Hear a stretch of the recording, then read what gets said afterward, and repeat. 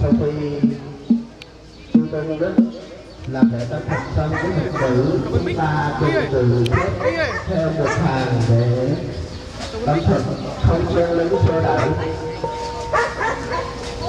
Quý vị từ từ